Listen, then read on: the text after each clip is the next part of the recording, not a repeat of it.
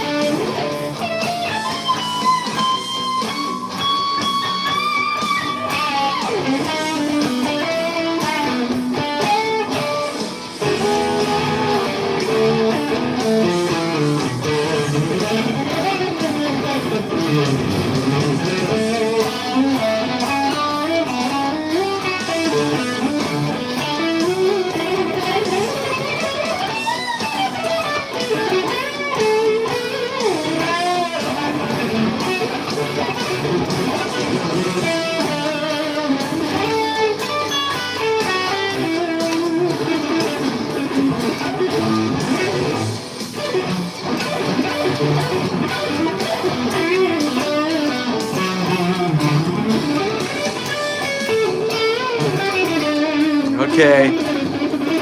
Good night.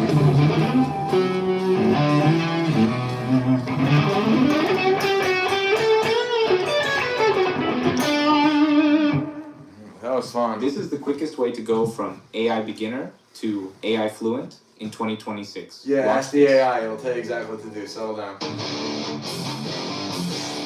What's this?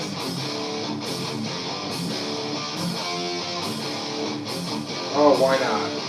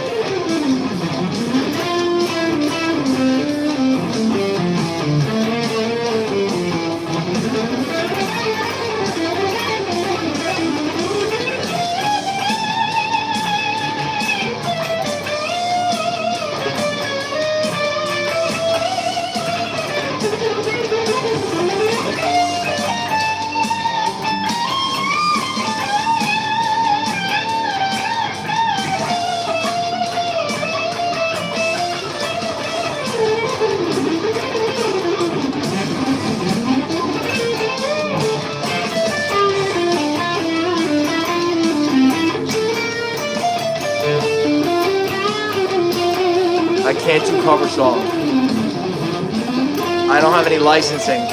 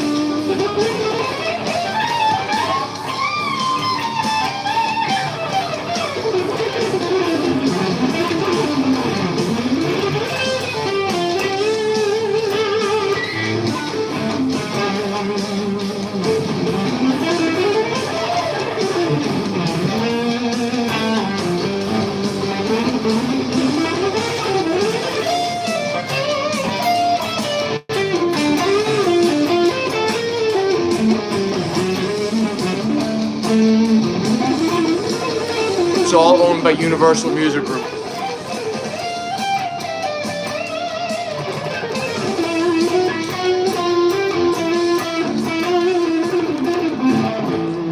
Yeah, all the major labels, all the major Running acts. breaks your joints. Oh my goodness. Tai Chi builds them back. Yes, thank you. After 50, you need that.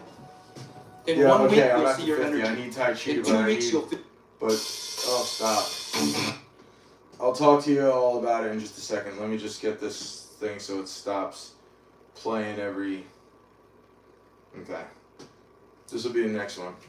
So I'll tell you if you want to hear about cover songs, okay? You can't play cover songs on any platform without a license, because this platform is a platform that seeks to pay the performers that perform on it and pay the people who talk on it. So if you do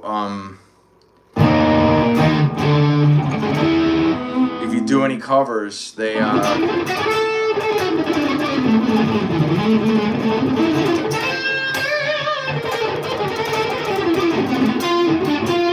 if you do any covers, they flag you for copyright. If they flag you for copyright, like a number of times, then they kick you off the platform. Like there was a great band. They were covering like pop songs. They covering like pop songs and making them metal and doing like really great things with them. And they weren't getting the licensing, and they got kicked off the platform. They started zero again.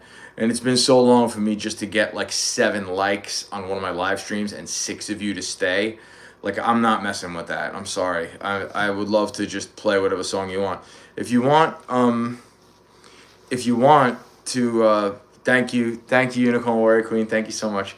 Yeah, if you want me to do covers, then just come see me live. Because when you play live, if the place has a cabaret license, then you can play covers, because their cabaret, what they pay for the cabaret license, in New York they call it a cabaret license. I don't know what they call it other places, but in New York they call it a cabaret license. I'm a recovering New Yorker. Anyway, your cabaret license lets you play whatever songs you want, not just the ones you wrote. But that's because the licensing is taken care of. But when you're doing what I do and you start doing cover songs, you get copyright infringement constantly. And so I just stopped doing covers. I had to delete all the cover songs I did. And I did it from artists that are not even like known. Like, I played cover songs from not even known artists, and that came back as a copyright. So Universal Music Group owns so many different artists' material, or they own rights. They don't actually own the material, but they own rights. They own publishing rights, and they own performance rights to it. So they have an AI program that sifts through every single performance on YouTube worldwide, and then they tell YouTube, this is a copyright infringement, you got to flag it. And then YouTube flags it, and then I delete it, because I don't want to I'm not making money on this platform, but I could, and I don't want to fight that. Oh my goodness. Actually, you know what? I'm gonna stop doing. Well, you guys seem to like the hard rock stuff.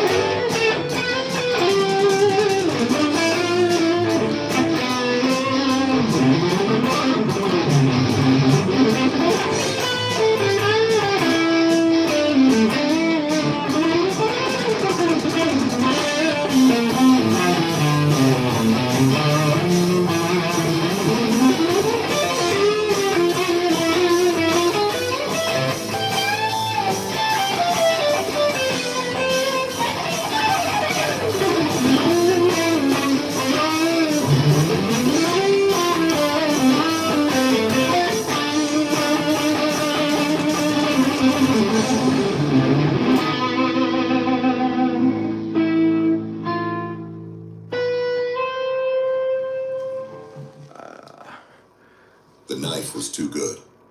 That's Oh the yeah, only it's actually not the explanation I have for artists. what happened It's really the next. They thought I was labels. a psycho. No, There's only really. like After placing my 7th order for the same knife, I got an email from the company.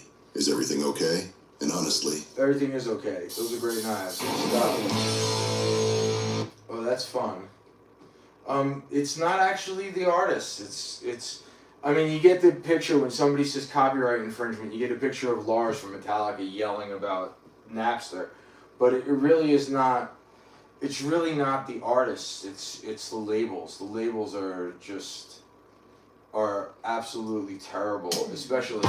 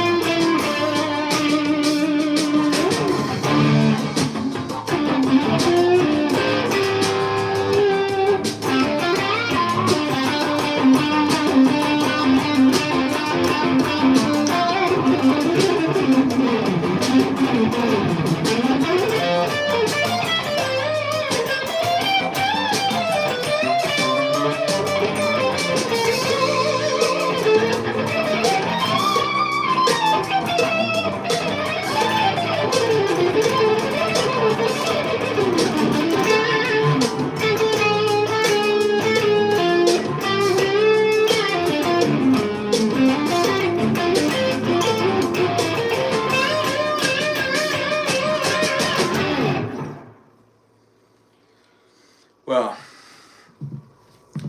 thank you so much. That went about as long as I'm gonna go.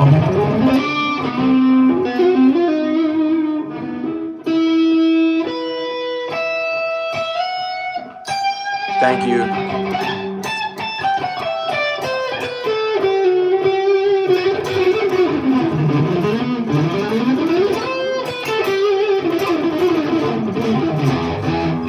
This is my first foray into a scallop fret guitar. I never played on scallop frets before. I never played on scallop frets before this month.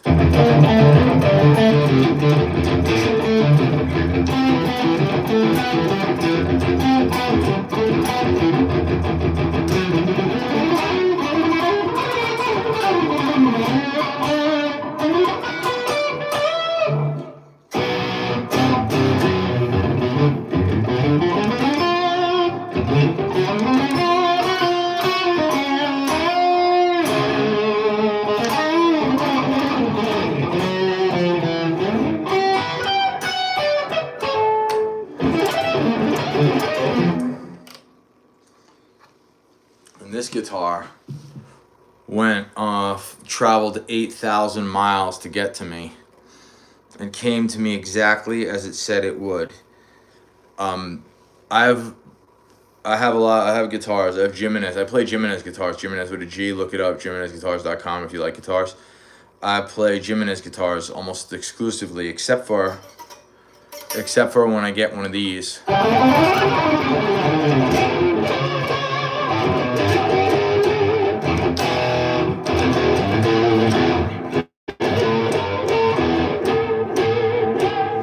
I don't have the gain turned up enough to make that really.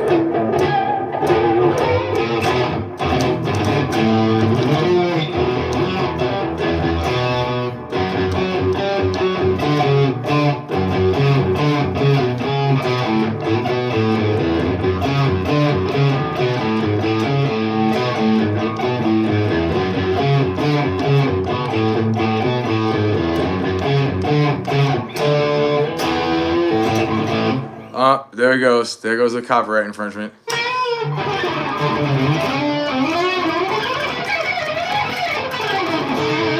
If I start singing it, it'll get taken away. My favorite band, I think my favorite band probably of all time is a combination of Dragon Force and Protest the Hero. Those are two of my favorite bands of all time, and they're newer. As far as Dragon Force has been around 20 years, Protest the Hero maybe 15. But those are, I love those bands. I love those bands. Those are great bands. I came up on stuff. I'm very old, and I came up on stuff that was like way before that. Like, my mom showed me House of the Rising Sun when I was 5 years old. Yeah, 5 years old. I learned House of the Rising Sun. 7 days later, my uncle took me on a trip in his Box Nova. He went to the record store and got the first Boston release on 8-track, and that was blasting in my ears for at least 3.5 hours, 4 hours. So that was, it was a unique thing. That was a great moment. That was, the fact that I came back from that trip knowing how to play More Than a Feeling because we heard it so many times. But the song that struck me out of that Boston record was Foreplay, Long Time. That was great. That was a great song. I was a kid. I was 5 years old. And then that.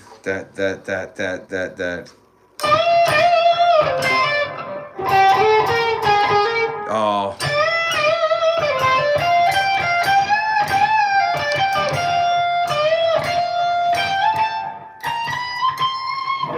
I can't remember to play it, but that one. And then when I was maybe 9 or 10, I think 81, whatever 81 was, a friend in the middle. I was in a band. I was in bands for my whole life. I was in a band called Kindred, Kindread. They were a New York local phenomenon. I was in a band called Constricted. We were national. We toured on the Jägermeister tour.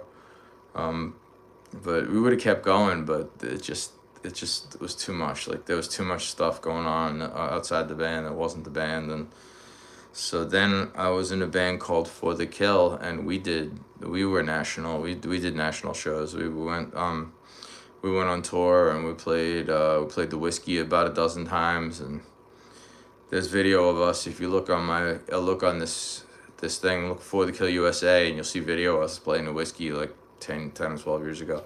We played the Whiskey a lot. They liked us there. They said anytime you're in town, come by. And so the last time I went there, I went to NAMM last year, and I went into the Whiskey, and they were like, "Hey, where's your band?" I was like, "Dude, their favorite guitarist, Sean Lane. Sean Lane is my favorite guitarist of all time." But you can see like there's a lot of guitarists that I follow on YouTube. Sean Lane is an absolute. He died. He died young. He's one of the greatest guitarists who ever lived. He was amazing. I love Alan Holdsworth. I love what Alan Holdsworth did. But, Alan Holdsworth was playing music that wasn't, like, commercially accessible. He just did what he wanted to do. And that was beautiful. And Sean Lane played amazing stuff. I love all the shred guys. Like Yngwie and Vinnie Moore and Rusty Cooley, Zachary Atkins. And then there's this kid I follow on X called Mickey, and he's just a great guitar player. It's like a wonderful, wonderful guitar player. There's a lot of great guitar players all over the place. I love just hearing anybody. Love guitarists of any level.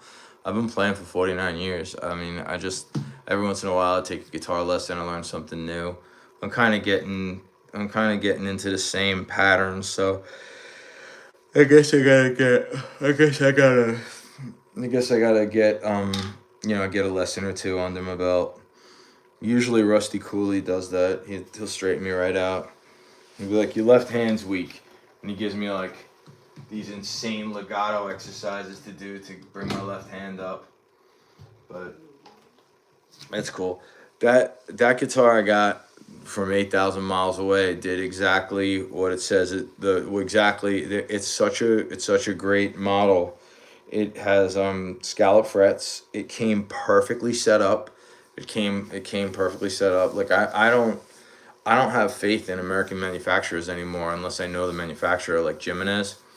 Like Dan Jimenez is a great manufacturer. Jimenez with a G, and he makes. You can see the guitars if you go through my things. You can see the guitars I play.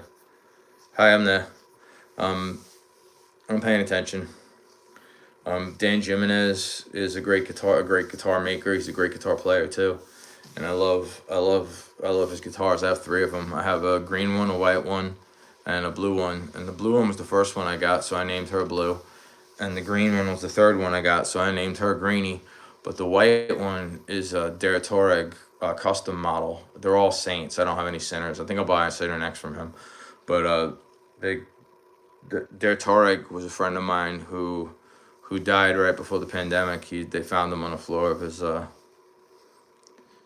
Jimenez. Jimenez is my favorite guitar brand. I've been playing for 49 years. I had Les Pauls. I had a wall of Les Pauls. The ex made me sell them. I had a Flying V, gave it away.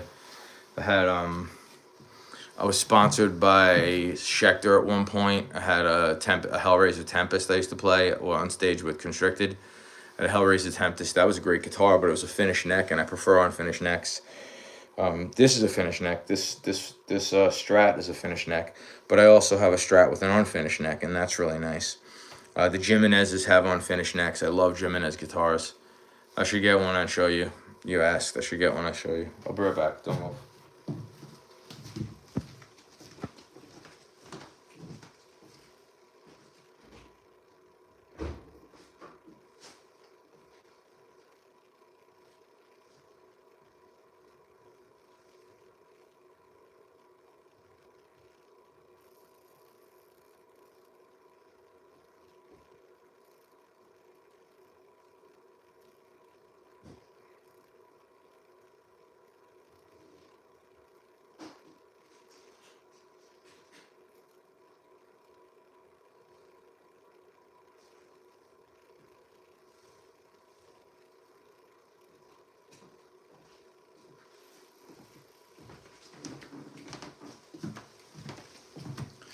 This is a Jimenez.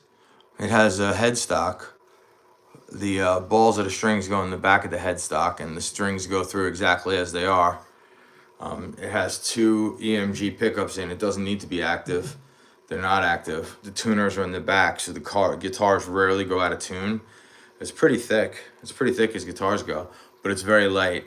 This one's made out of basswood. But this is the Der Torg Custom. Der Torg was a friend of mine who died, and he commissioned this guitar, and then I ended up with it. The neck it's a 5-bolt. Stop. My battery's gonna die. The neck is pressed in with 9 to 12 pounds of pressure. So before the guy puts the bolts in, you can swing the guitar. You can take the guitar like this and swing it around hard, and the neck doesn't come out because he presses it in so hard. And then he puts the bolts in. So these guitars have endless sustain. Still going. Still going. Yeah, I gotta go put it back. I'll be right back.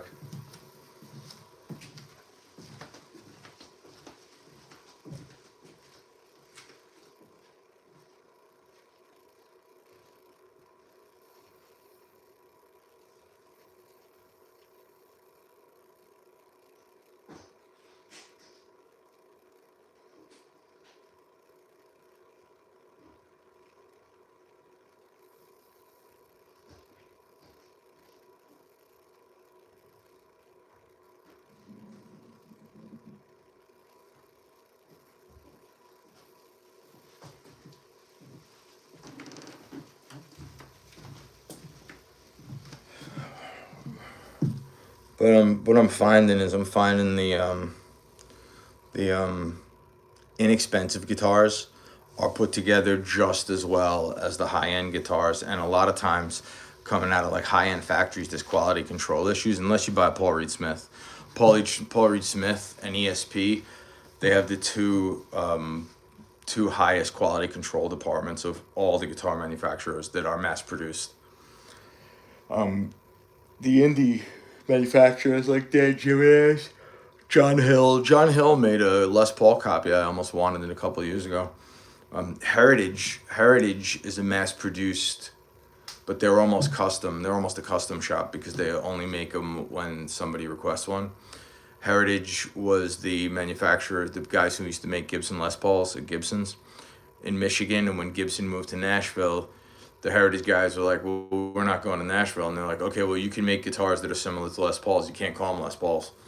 So I don't even know what they're doing, but I always see them when I go to the NAMM show. I always play Heritage guitars. They're really nice. They're very well put together, and they're custom shops, so you get them set up nice when you order them. They're like a couple $1,000, $23, $24, something like that.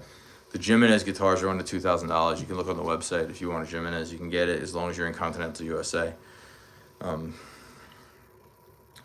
And I'm in a band called the Improv Initiative. We don't practice. We just go on stage and improv. Where the bass player and guitar player start something. Bass player and the drummer start something, and I sprinkle over the top.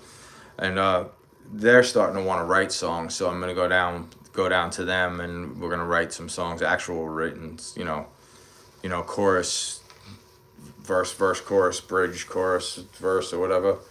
That's gonna happen. But yeah, I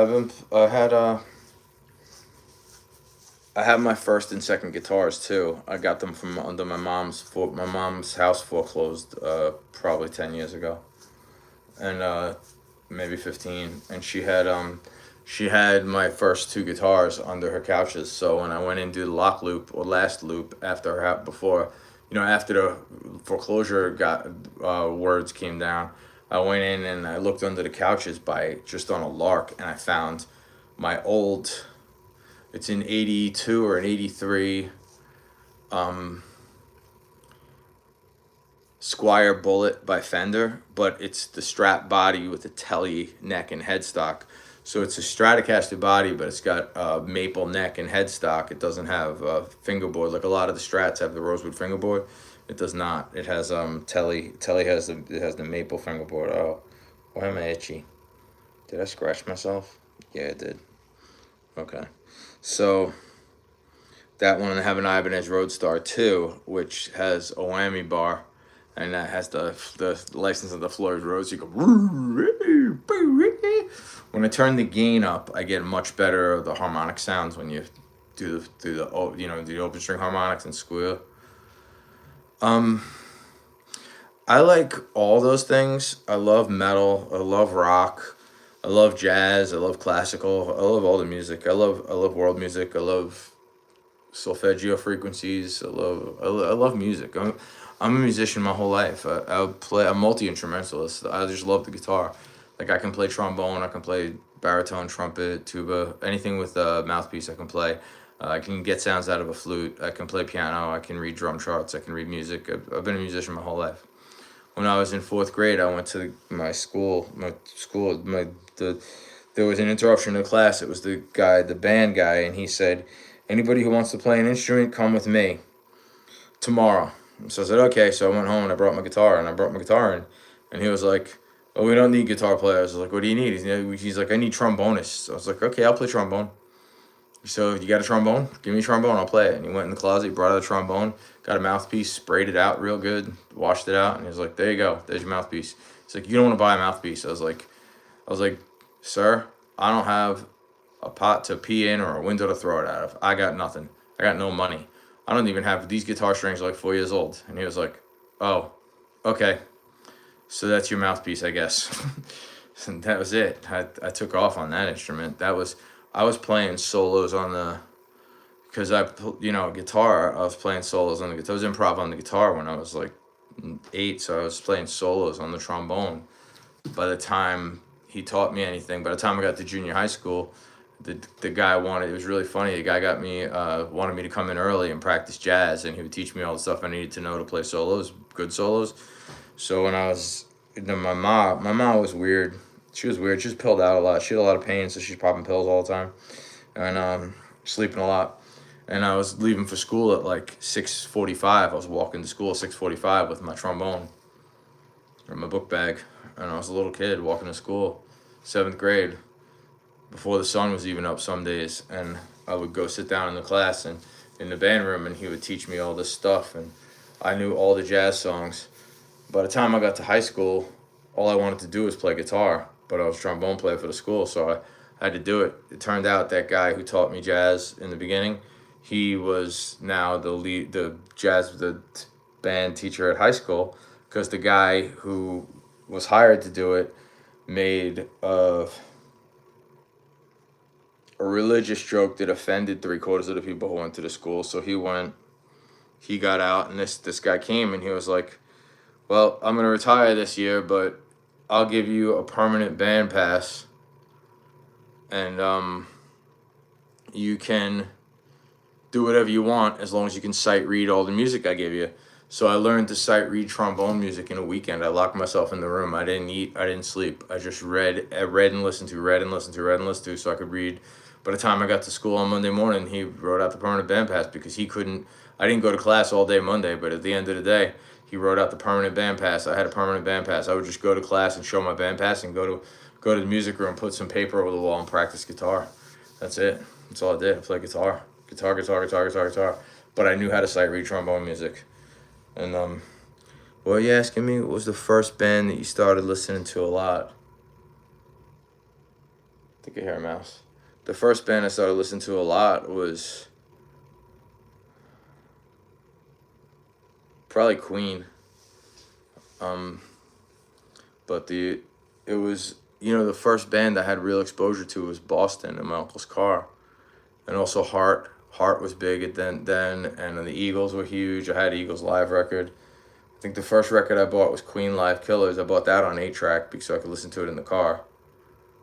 And then I got Eagles live on record because I didn't have a tape player. And those were really the Who, the Kids Are All Right. I had that double record. That was a great record. Pete Townshend was a great songwriter, great rhythm player. He couldn't play leads until like 10 years ago. He just played the worst. His fingers wouldn't even work. But he was, he was more interested in playing rhythm and writing music. And Boston, of course, I must have listened to that Boston CD. The thing I think that really changed my life was that Metallica CD, Metallica tape that I got.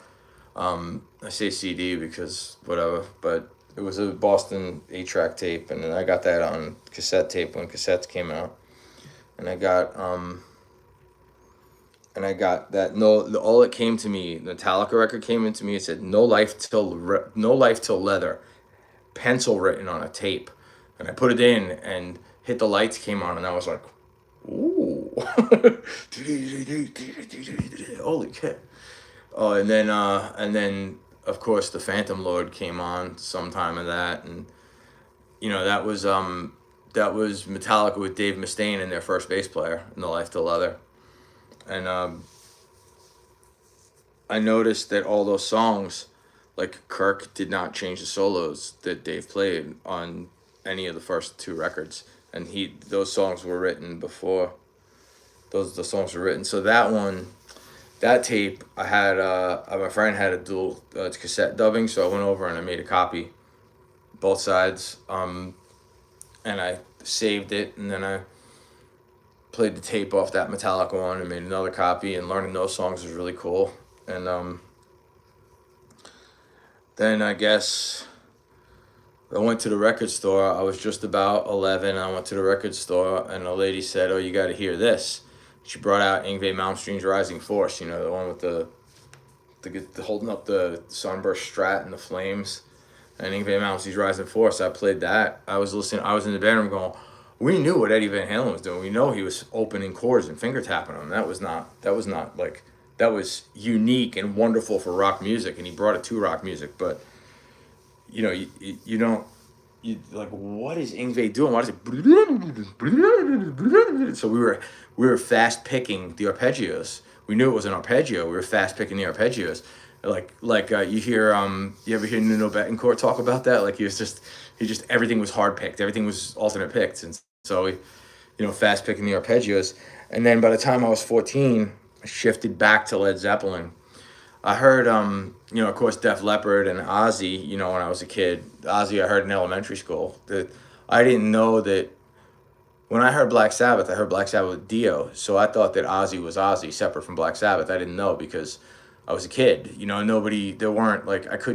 didn't have money for magazines. I had the same strings on my guitar for like 10 or 15 years. I never broke them. So when I got to be 14, 15, and I started getting into like Led Zeppelin and Black Sabbath and oh great, thanks Becky, Unicorn Warrior Queen. When I got to when I got to Led Zeppelin, like that was, there was a book called Hammer of the Gods, which was it was all lies. It was all lies about them and stuff, and some of it was true and some of it was false. But it was all written by this guy, Richard Cole, who was like their tour manager, and he got fired. So he immediately went to after Bonham died, he got fired, and he went right to write the book, and that was a book I read, and I was like, dang, those guys are crazy. But it really wasn't. They really didn't do all the stuff they said. But Led Zeppelin was, Led Zeppelin and Queen, and then there was so much music. There's so much music. In the 80s, like Halloween came out in the 80s. Halloween was crazy. Once a singer sang about that, what do you call it? Michael Kiske with that impossible high voice. Like, that was great. He was one of my influences. Queensryche. I saw Queensryche when I was 14 years old at Lemoore Far East. They were all dressed up, and they played that song was crazy, and he hit every note. He was a kid. He was like 19 or 20 years old, and I was 14, and I got into this bar because I don't even know how I got into the bar. I really have no idea how I got in. I rode there on my bicycle. I hid my bicycle about 4 blocks away, and I walked into the bar, and they let me in, and it was Queen of the Reich. They walked into Jeff Tate screaming Queen of the Reich, and I was like, oh. And they played that, and he played a couple songs. He played The Warning and a couple songs from The Warning. One of the things I got whenever Operation Mindcrime came out, that was a pivotal record. That was insane. that I covered in my high school band, high school rock band. We played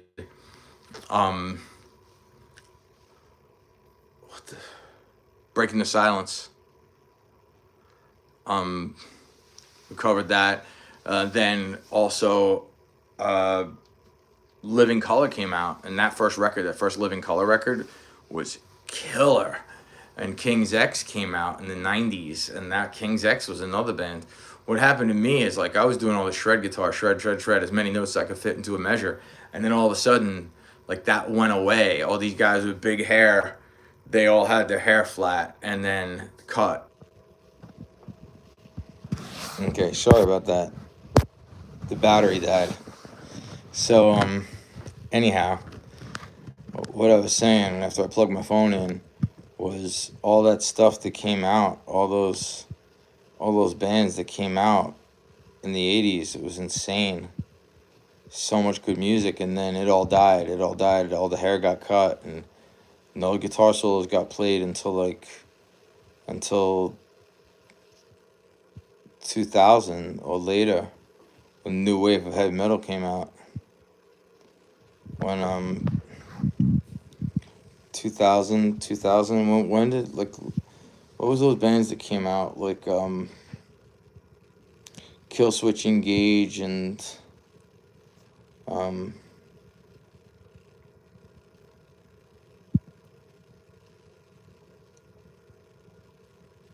Lamb of God and Shadows Fall. They were great. Those are great bands, great solos, great guitar players. In the 90s, when all the guitar players didn't play solos, that's when I got into, like, all the death metal bands, because they were the only ones that still played guitar solos. But they didn't really play, like, crazy guitar solos. Yeah, crazy guitar solos. They didn't play crazy guitar solos. They just played guitar solos. Slayer stayed true. Slayer always played but they weren't really. They did more like physical prowess than musical prowess, but they were good. Anyway, I really should shut this off because it's midnight and I gotta wash dishes. But I was telling the stories. That guy, who is this? Dill S3P. I wonder who that is. He's got, like, that Gorillaz cartoon. I got sunshine in a bag, I'm useless, but not for long, my future is coming on, it's coming on, it's coming on. I'm gonna get tagged for doing a cover. Alright, that's all. Thanks, Beck. Thank you so much. But yeah, the San Republic Studios was in here. Can't do covers. Teodoro Torres. Jessica.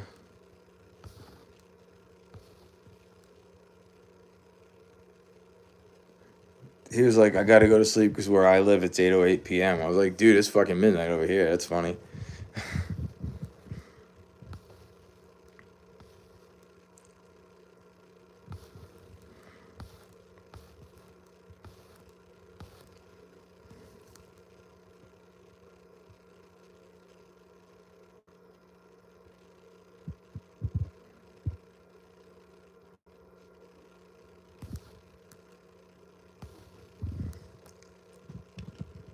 That's funny. Okay, love. I'll call you in a minute.